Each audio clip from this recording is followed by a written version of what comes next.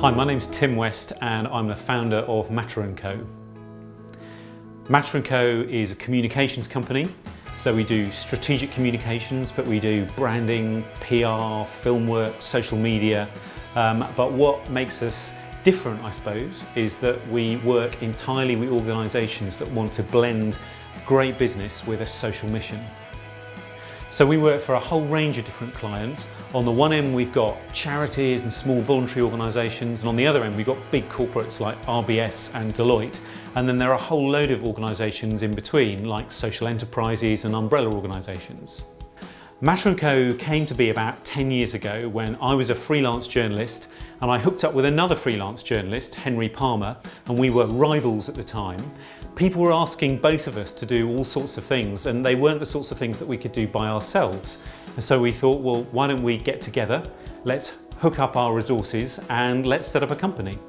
What excites me about what Matter&Co is all about is that we have to deliver brilliant, sharp communications, but all the work that we do is linked to a social purpose.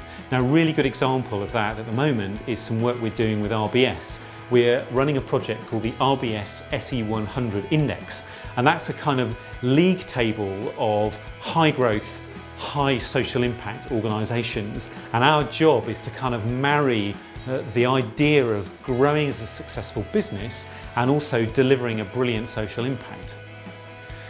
Two of the most difficult things that we've faced, I think, are very different. One is self-belief. So when you start up a business, I think it's really, really important to think about, believing in yourself, and you're going to doubt yourself, but you need to kind of push through that.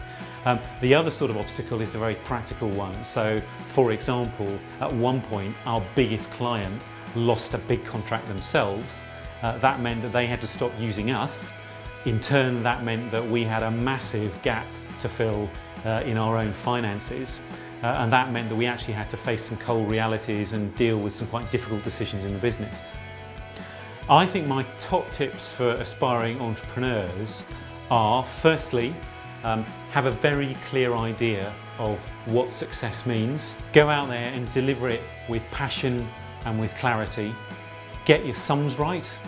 Know about what the difference is between turnover and profit, for example. And finally, never take no for an answer.